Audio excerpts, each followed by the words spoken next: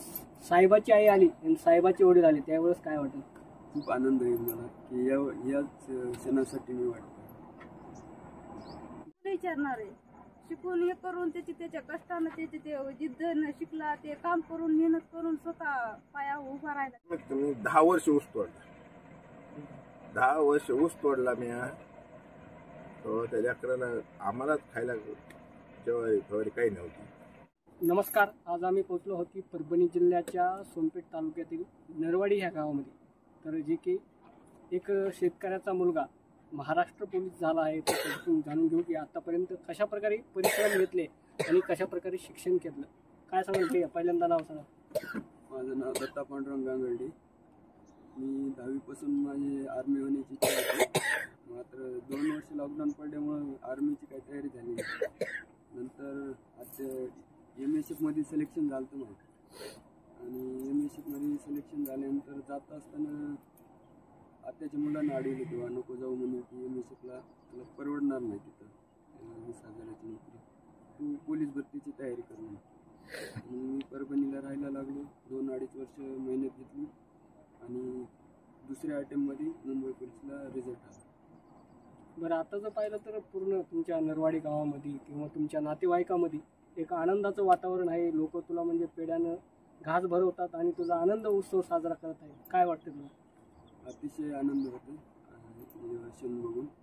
खूप आनंद झाला, कष्टाला फळ आलं एवढं. बरं, तू ड्युटीवर गेल्यानंतर ड्युटीहून परत जर गावाकडे आला तर निश्चितच तुझ्या आईवडिलाला जे तुझे नातेवाईक आहेत त्या ज्यावेळेस म्हणतील की साहेबाची आई आली आणि साहेबाचे वडील आले त्यावेळेस काय वाटेल? खूप आनंद होईल मला की याच सणासाठी मी वाटतो. बरं ह्याच्या पुढे जे तू शिक्षण पूर्ण केलं जवळपास तुला किती खर्च लागला असेल काय सांगा? मला तरी 3-4 लाख रुपये तरी खर्च आला असेल. तर मी नाही सांगू शकणार तेवढं कॅल्क्युलेशन. ते 4 लाखाच्या आसपास आला असेल. महिन्याला जवळपास किती पैसे पाठवत होते आई वडील काय सांगा? 7-8 हजार रुपये महिन्याला लागत. बरं, ही जी पूर्ण पोलीस भरतीची तयारी कशा प्रकारे पूर्ण केली काय सांगा? सकाळी 5 वाजता उठून ग्राउंडला जावं लागत होतं.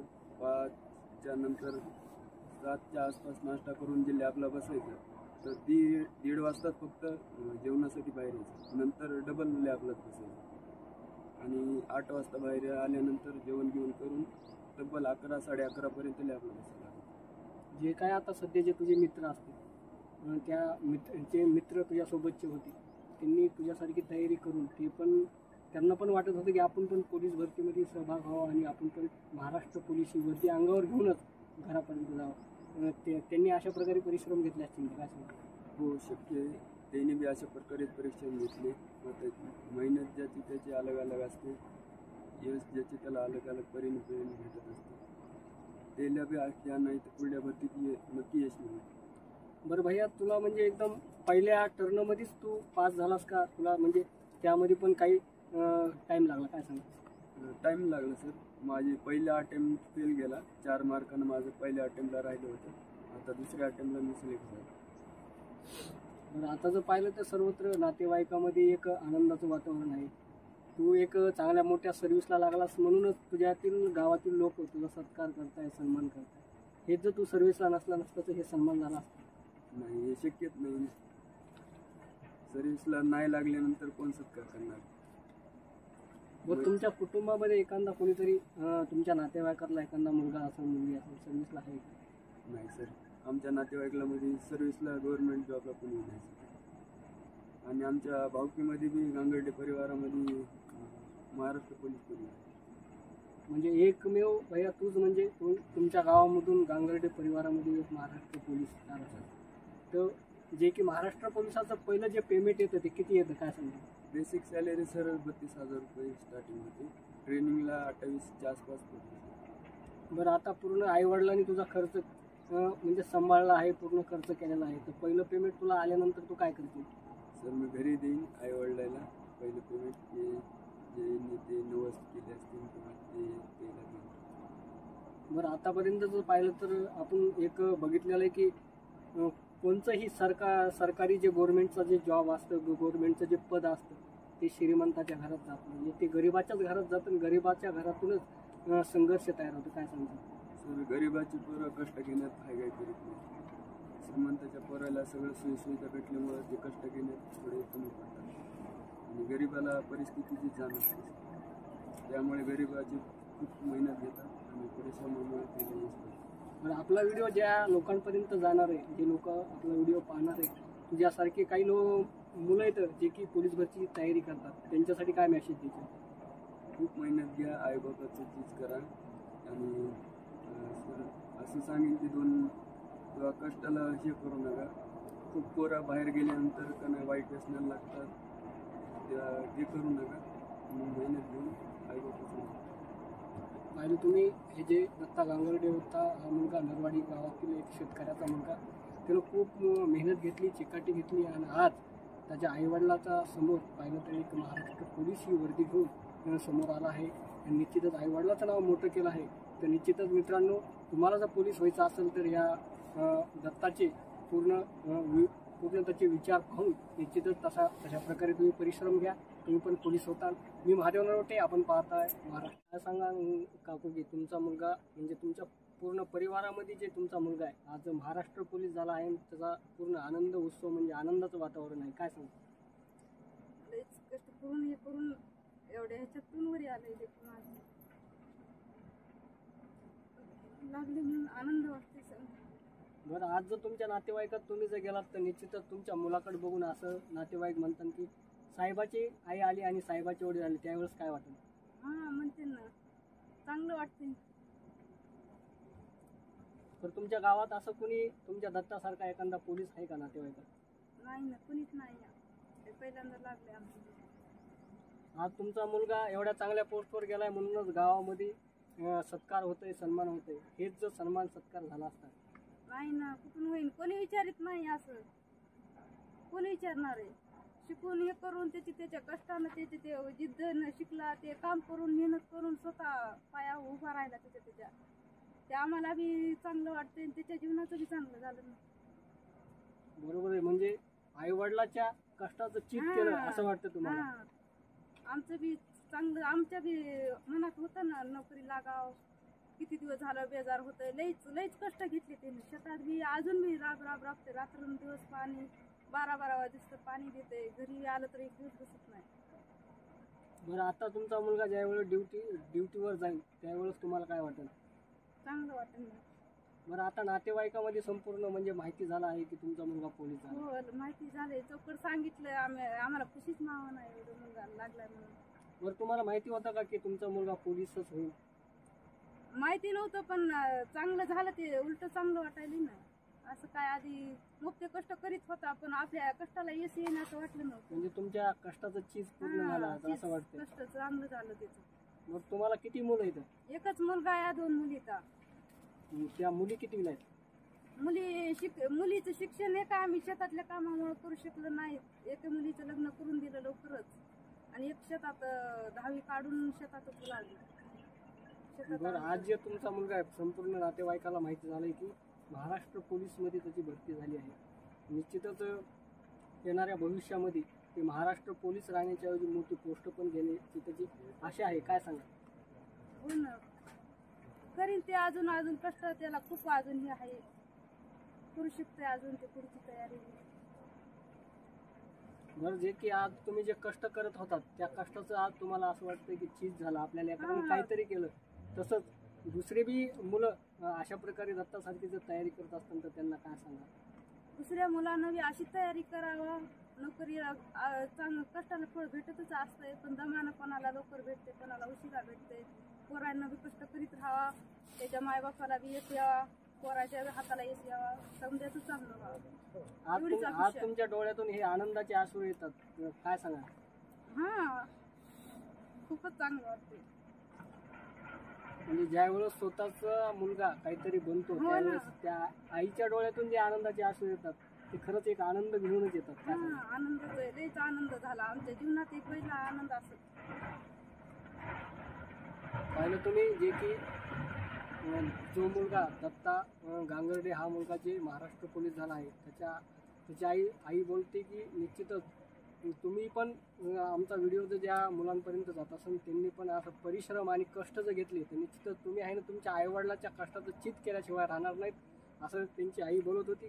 मी माझ्यावर नव्हते आपण दोन मुलांना काय सांगा नाव सांगा तुम्ही.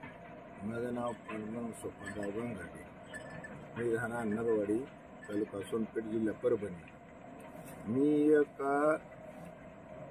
ते ह्याचा दत्ताचा वडील ह्या नात्यानं मी सांगू शकतोय की किती कष्टानं मी लेकरू शिकू गेलंय ते आम्हाला माहिती आहे. काय मी सर कमीत कमी 10 वर्ष ऊस तोडला. 10 वर्ष ऊस तोडला मी. तो त्या लेकराला आम्हालाच खायला जेवारी काही नव्हती. आणि पुन्हा त्याला हे करता करता त्याची 10वी झाली. 10वी झाल्या पुन्हा मी त्याला माझ्या परिस्थिती नसताना मी त्याला परभणीला त्याचं काय म्हणते ते ॲडमिशन त्याला तयारी करायला पाठवून पुढची तयारी करायला. त्यापासून माझ्या मनात जिद्द होती की आपलं पोरगं काहीतरी होतंय. काय मीच होतो मग ते आमच्या गरिबी परिस्थितीनं आम्हाला काहीच घडलं नाही. बरं आज जे तुमचा मुलगा पोलीस झाला आहे सर्वत्र पाहिलं तर गावामध्ये त्याचा सन्मान सत्कार होतोय.